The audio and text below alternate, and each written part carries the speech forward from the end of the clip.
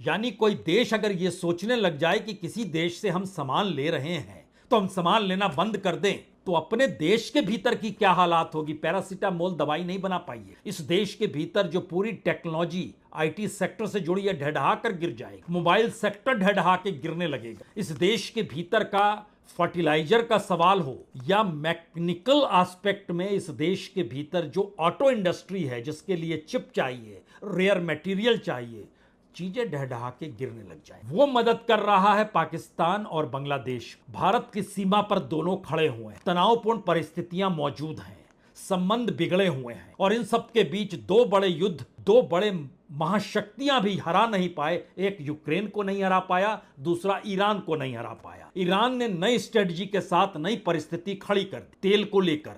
अब जो भी गुजरेगा उसकी पार्लियामेंट ने साफ कर दिया, उसको टैक्स देना पड़ेगा, वो रियाल में हो। उसके बाद कोई करेंसी अगर होगी तो जो ईरान चाहेगा उसी करेंसी में पेमेंट होगा, लेकिन डॉलर नहीं हो। यानी डॉलर पर बढ़ती निर्भरता और भारत के खजाने में डॉलर की मौजूदगी ताकत दे सकती है, लेकिन जिस रफ्तार के साथ डॉलर को लेकर दुनिया भर के वो देश जो उसी पर निर्भर है, अगर अमेरिका 40 ट्रिलियन डॉलर के डेब्ट में आ चुका है और उसको डेब्ट चुकाने का जो इंटरेस्ट है वो उसकी जीडीपी के बराबर उसके आगे निकलने लगा है, तो सोचिए अमेरिका तो चल जाएगा, लेकिन यूरोप का क्या। और यूरोप से रशिया टकराने को तैयार हो रहा है। पिछले दिनों जब यूके की एक शिप पर उसने हमला किया, तब यह बात निकल कर आई कि क्या आने वाले वक्त में रशिया यूरोप से टकराएगा। यानी भूल जाइए थोड़ी देर के लिए कि ट्रेड डील क्या होगी, फ्री ट्रेड हम लोग कर रहे हैं, किन किन देशों के साथ क्या होगा। मसला यह है कि अपनी इकोनॉमी को संभालना और इंटरनेशनल डिप्लोमेसी के जरिए इकोनॉमी को मदद देना, और भारत की निर्भरता अपने ऊपर ना होकर दुनिया के दूसरे देशों पर बढ़ती निर्भरता,